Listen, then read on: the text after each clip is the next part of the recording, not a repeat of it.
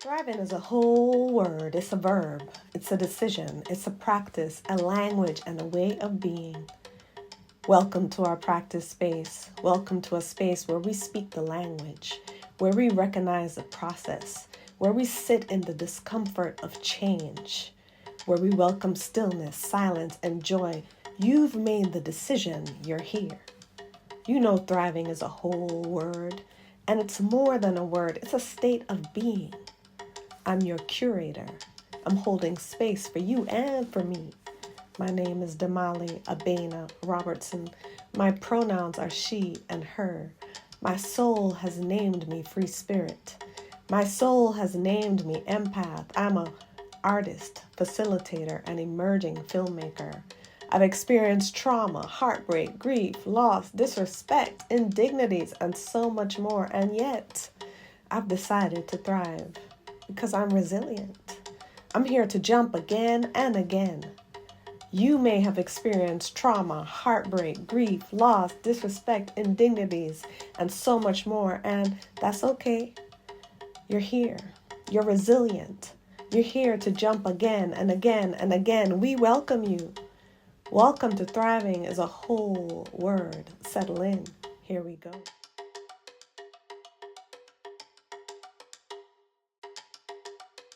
All right, so I'm here today to talk about deciding to thrive after a breakup. And I'll just be transparent with you, fully transparent. I am going through that right now. And this is actually what made me think about creating this particular episode, talking about breakups and talking about how we might thrive, how we might move through something that is really painful, that is really hard, with a decision to thrive, speaking the language of thriving. So that's the topic today. That's what I'm going to cover, and I'm going to keep it as short as I can. What I want to say from the gate, like what I want to say from the very beginning, there's nothing magical about it. There is nothing that we're going to do in this scenario of facing a breakup that is going to take the pain away, that is going to make it less sad. You know, if you're like me and you really love the person that you were in the relationship with and you really cared about them at a level, and you spent a lot of time with them and y'all did a lot of things together, it's like your nervous systems, and this is the thing that I want to do in this space is go beyond like what we think about and like really come into what we feel. That's why there's a feeling thing at the beginning, because we can often tell ourselves that we're not hurting. We can often, I have compartmentalized and I have dissociated things where I just like push them away and act like it's not happening. And the problem with that is that they keep coming back. The things that we push away and we decide not to deal with, they come back up. And so intentionally, when I'm faced with moments like this, where something is changing and it's hurtful and it's sad and it's hard, especially in the last year, I've said, no, I'm not going to act like that's not happening. I'm going to like really be with it. And so that means there are tears. That means that there's often a need to change things that I used to do. It may mean deciding that I need to really separate our lives in ways that I hadn't before, especially if you're someone like me who was in a partnership with someone that you saw regularly in different settings. Your worlds had a lot in common. So what I'm trying to tell you is it's not magic, y'all. There's no magic. There's like, when I talk about thriving, it's not from a place of I'm naive, right? It's from a place of, okay, this is happening. Let's accept what's happening.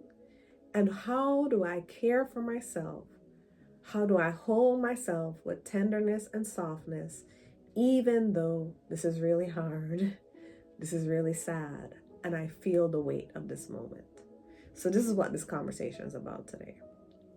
If you understand what I'm talking about, if you're going through some kind of breakup, if you're going through some kind of shift in a relationship, because believe you me, y'all, it's not just partners. Right? Sometimes we have to break up with our family. Sometimes we have to break up with friends. Sometimes there's different ways that these breakups show up. And ask me how I know, because I'm also in the moment of deciding to go no contact with someone in my family. And I'll probably come back and talk about that another time, because it is something that some of us decide to do.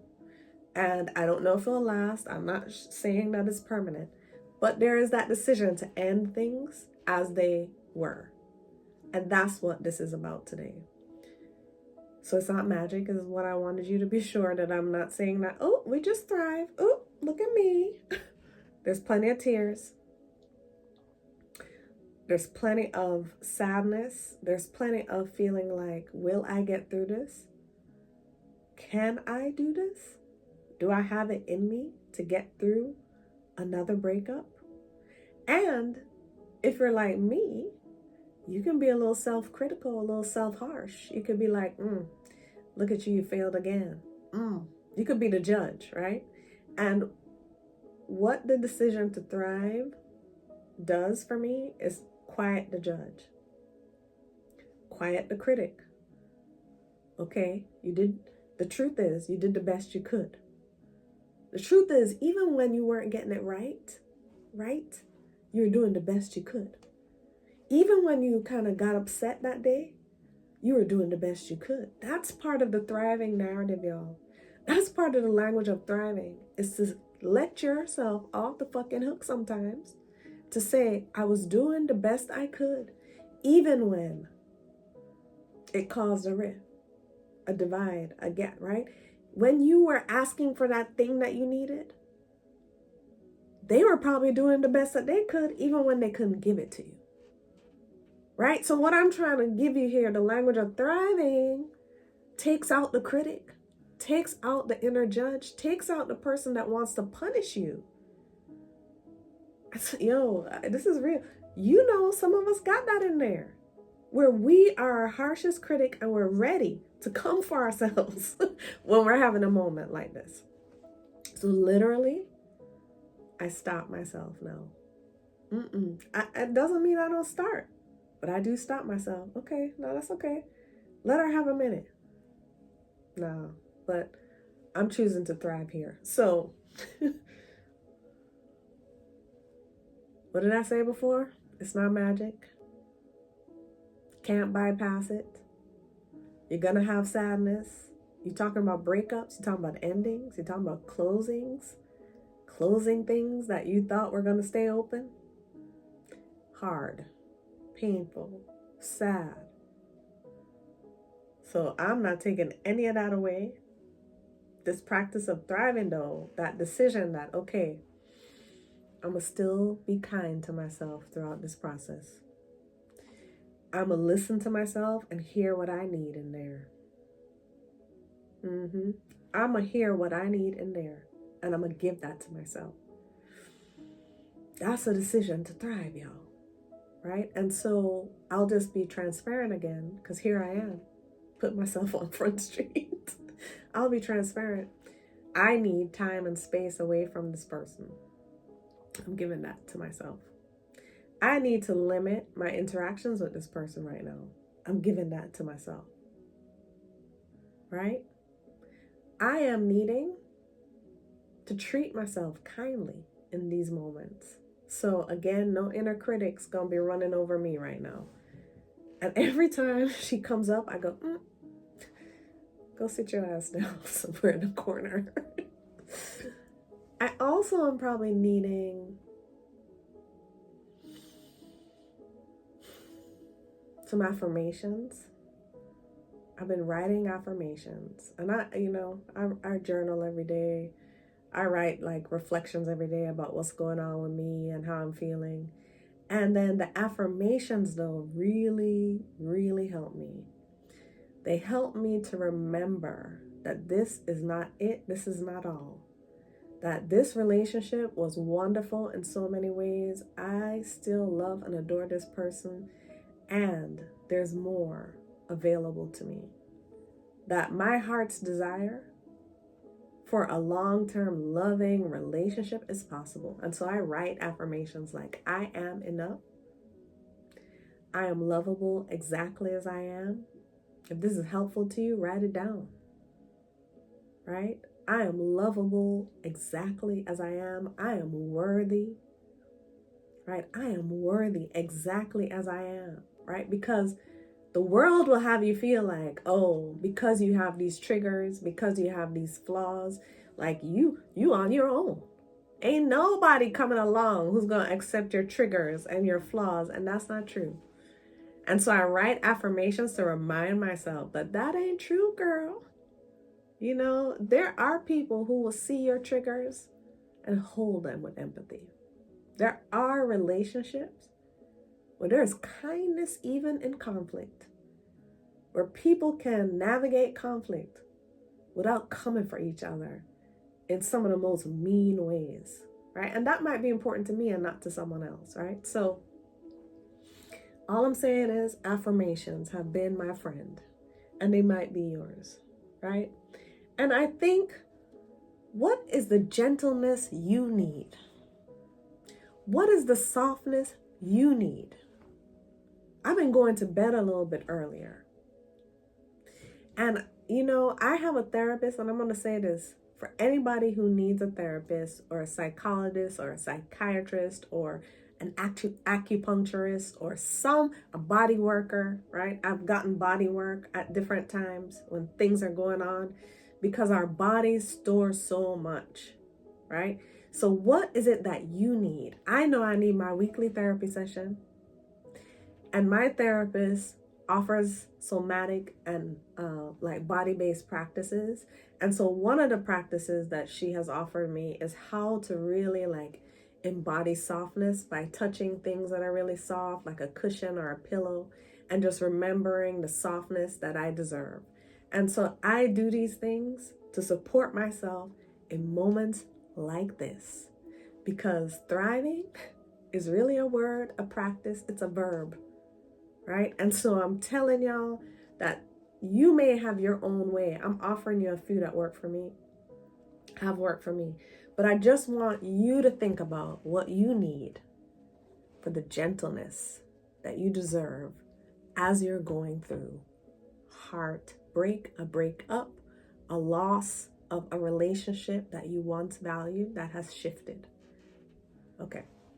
So the other thing that I want to offer here is embracing principles and practices like forgiveness, like grace, like compassion, right? And I mean it for in two directions. Forgiveness for someone else, forgiveness for yourself. Grace for someone else, grace for yourself. Compassion for someone else, compassion for yourself. You get it?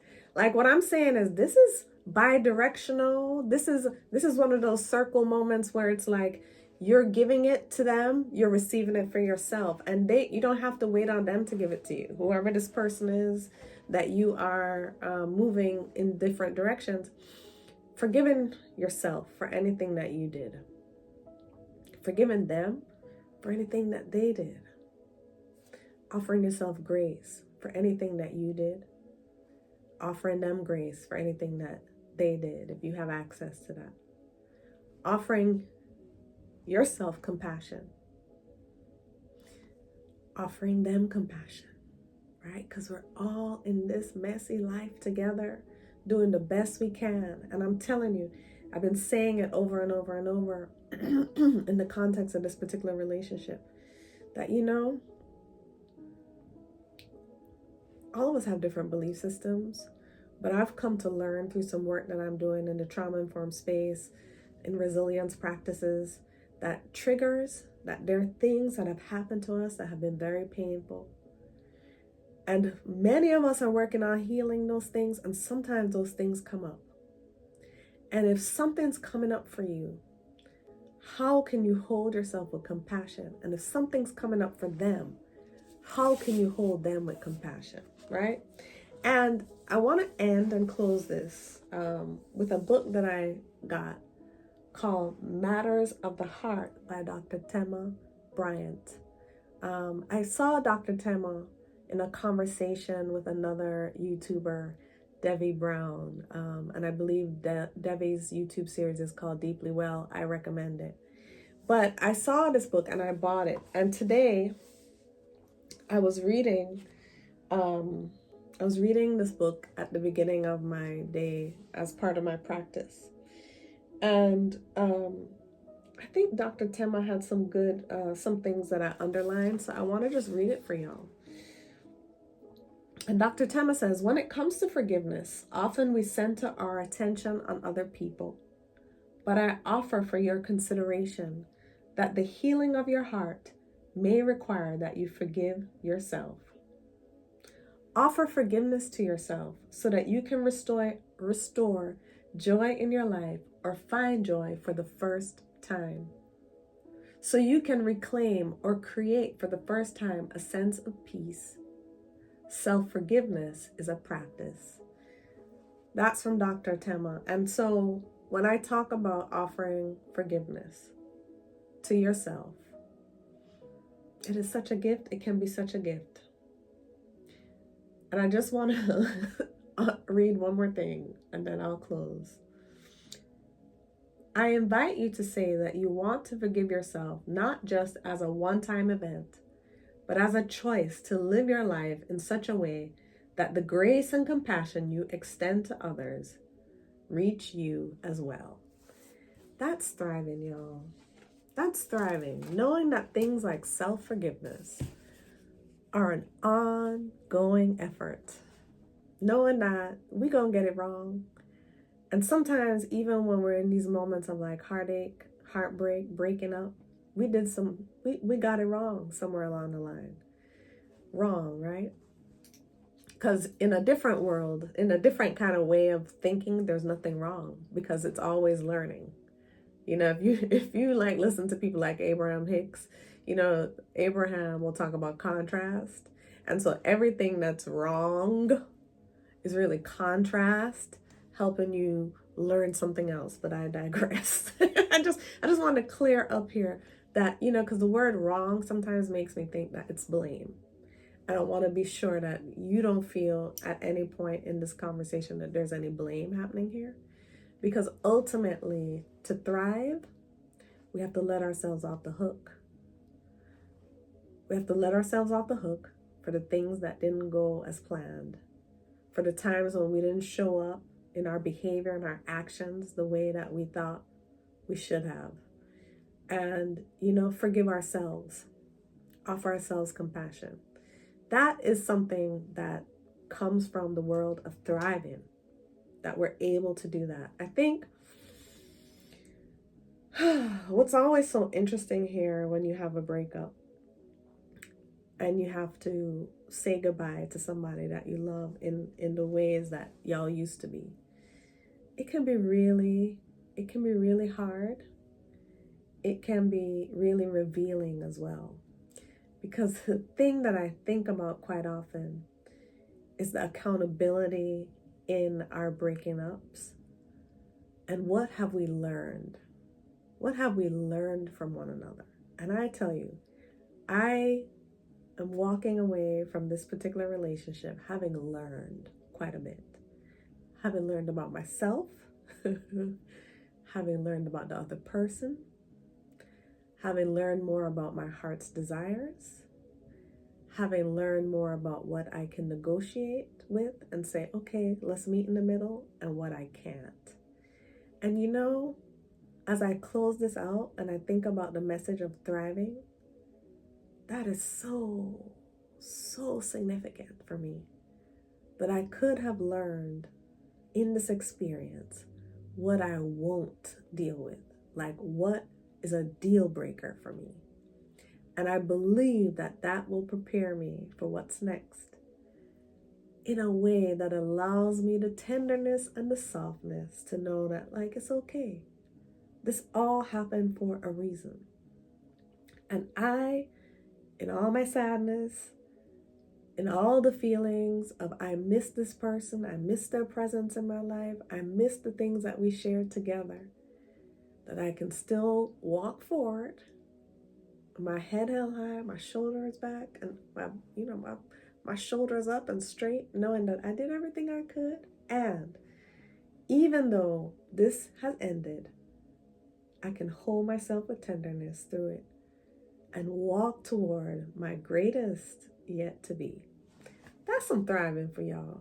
That's some thriving for me. That's some thriving for you. And I just want to offer that today. And I hope that you took something from this. I hope that this idea of thriving through heartache, heartbreak, breakups, loss, and shifting relationships was helpful. All right, y'all. Come back. If you like this, come back. I'll have more soon. Thriving is a whole word. It's a verb. It's a decision. It's a practice, a language, and a way of being. Welcome to our practice space. Welcome to a space where we speak the language, where we recognize the process, where we sit in the discomfort of change, where we welcome stillness, silence, and joy. You've made the decision. You're here. You know thriving is a whole word, and it's more than a word. It's a state of being.